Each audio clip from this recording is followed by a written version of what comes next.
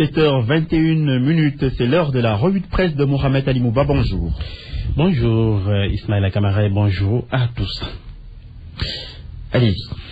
Oui, en Limogeon, Tamsir Faye, dès les premières heures de cette affaire au centre Iscabreuse, le gouvernement a-t-il vite fait de tenter de noyer le poisson? En jetant un regard sur l'observateur de ce matin, difficile pour le lecteur de ne pas se déterminer. Tamsir Faye, le malaise au sommet de l'État, le régime ne sait plus par quel bout prendre la chose. Tout se bouscule en son sein. Du remue-ménage ou plutôt du remue-ménage, car il n'y a pas encore de concordance de vues et d'appréciation dont le sort a réservé aux diplomates. Plus cocasse seulement, l'affaire ne prête pas à sourire. Le confrère raconte que contrairement à ce qui a été dit, ici ou là, le diplomate a été relevé de ses fonctions par une note du secrétaire général adjoint du ministère des Affaires étrangères. Du coup, constate le journal, le président Macky Sall met le coude sur le projet de décret de limogeage du diplomate. Là, en tout cas, vent de rébellion et de malaise, donc, la communauté sénégalaise de Marseille, en tout cas, a fait son choix. Elle soutient son consul Tamsir Faye, mais dans cette affaire, insiste le confrère, seul Macky Sall tient les manettes, si manettes il y a dans cette affaire. Les journaux reviennent aussi sur la mort d'un jeune talibé.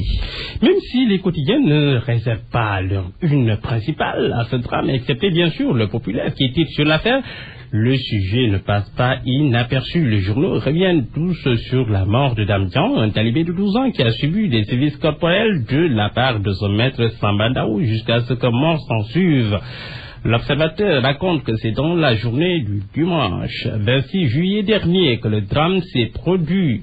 Enquête note que même si le présumé meurtrier, en l'occurrence le maître coranique, a été arrêté, et que la thèse de la punition après une leçon non sue est agitée, difficile d'en dire plus. Toujours est-il que la correction, que la victime est allée, après la correction, que la victime est allée se terrer dans un coin du Dara. C'est dans ce coin justement que le petit a rendu l'âme. Le corps sans vie de la victime a été acheminé à l'hôpital Aristide Le Dantec pour les besoins de l'autopsie.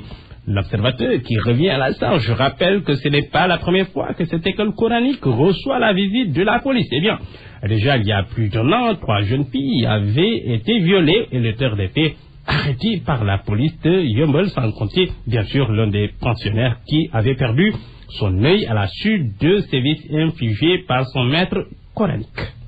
Tricherie au bac Mohamed Ali Mouba, le vif est dans le système. Titre aux allures d'un réquisitoire définitif du journal Walfadjri qui ce matin, dossiers à l'appui, parle de ce qui ressemble à s'y mettre en une routine banalisée.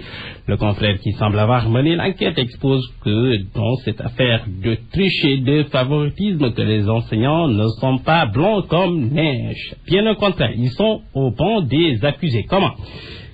Eh bien, les enseignants prennent parfois les sujets qu'ils donnent aux examens pour les proposer aux élèves du privé, accuse justement un élève. Binta Diop, surveillante générale de son état, récuse.